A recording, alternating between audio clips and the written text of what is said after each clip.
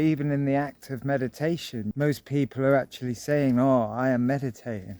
I'm going to go and meditate in peace. I'm going to sit in silence. When realistically, we are already doing that.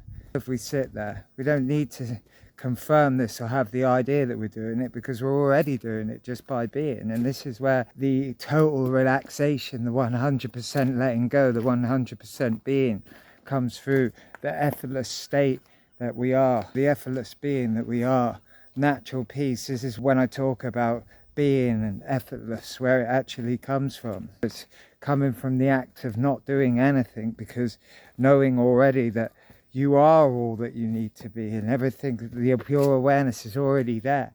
You're already observing your mind, your body, everything around you all in one go. Something is observing all this. Something is aware of everything going on. Something knows everything that's happening. So this is the place that you want to rest in. And it doesn't matter, just take a little bit of time out in the day. You can do it, as I said before, you can do it in work. You can do it out in nature.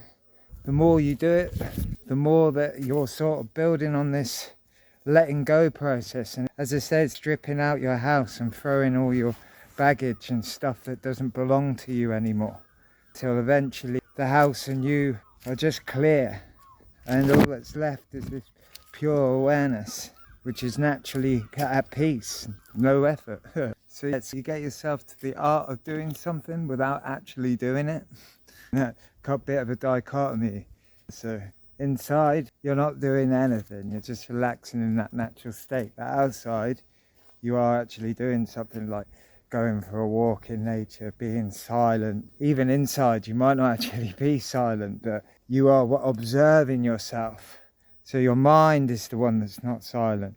Your body is the one that's not silent. The being that is observing, the pure awareness, that's always silent. That's always just being. That's the natural thing. It's really crazy, isn't it?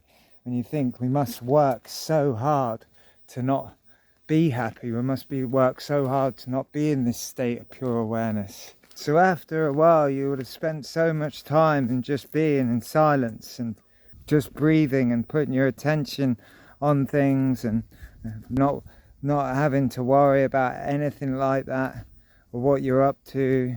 Eventually the silence itself becomes who you are, and then in this silence there's just pure natural peace, natural serenity, no effort. And there's this place that you can always rest in and be in, and come out, do the play of life and get involved and talk to people and communicate, or go see people or family or whatever, or even work. But you're always in this state of peace, or you can always go back. It's like coming in and out of life, the play of life. I've said it before, but I'll say it again. What could actually be more important than your happiness in life? Because even your family is based on your happiness. What's going on in your family will be based on your happiness. Your relationships with your kids, relationships with your partner, even your relationship with life itself is based on your happiness. Because we attract how we feel, we attract how we think. So the most important thing in life is you. And once you get to that sense of peace, or once you become at least comfortable in life, not even more positive, but just neutral, then your whole life changes. There's no longer trying, there's no longer pain, there's no longer suffering. It's only positivity after you've got yourself to a certain point, because you realize everything else is just an illusion. So there is nothing more important in life than you, and there's nothing more important in life than your happiness. And once you reach that, everything else follows on. It's like the root and the basics of all spirituality. Work on yourself, know thyself. Everything is happening through you, not to you. You attract what you are in life. As above, so below.